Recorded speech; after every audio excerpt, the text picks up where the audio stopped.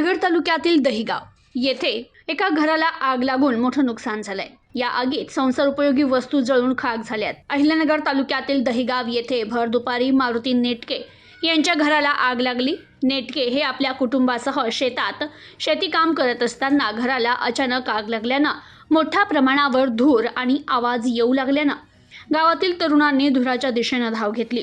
संबंधित आग लागल्याची माहिती नेटके कुटुंबातील सदस्यांना देण्यात आली, मात्र तोपर्यंत आग संपूर्ण घरात पसरली होती। चारी बाजूंनी आगीनं वेढा घातला होता। घरात गॅस सिलेंडर टाकी असल्यानं आग विझवणं मोठ्या धाडसाचं काम होतं। यावेळी गावातील राधाकिसन कासार, रविराज पोटरे, सामाजिक कार्यकर्ते शिवा म्हस्के, संजय शिंदे, अभिमन्यू नेटके, श्याम जाधव यांनी मिळून जाळ चालू असताना गॅस टाकी बाहेर काढण्याचं काम केलं। आग मोठ्या प्रमाणावर भडकली होती।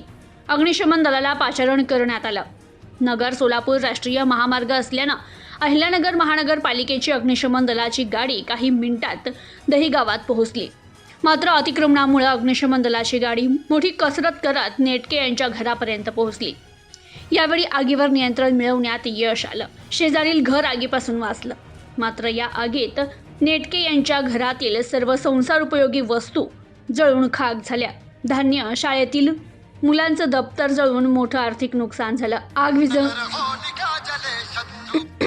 आग विझवण्यासाठी अग्निशमन दलाचे जवान, वाहन चालक शुभम गावडे, फायरमन मच्छिंद्र धोत्रे, अक्षय घुले, विठ्ठल चितळकर तसेच गावातील श्याम जाधव, संजय शिंदे, राधाकिसन कासार, शिवा म्हस्के, रविराज पोटरे, बंडू शिंदे, अंकुश जाधव, सुधीर म्हस्के, दत्तात्रय म्हस्के, मधुकर म्हस्के आदींनी आग विझवण्यासाठी सहकार्य केलं। Bureau report, news today 24, Ahilyanagar.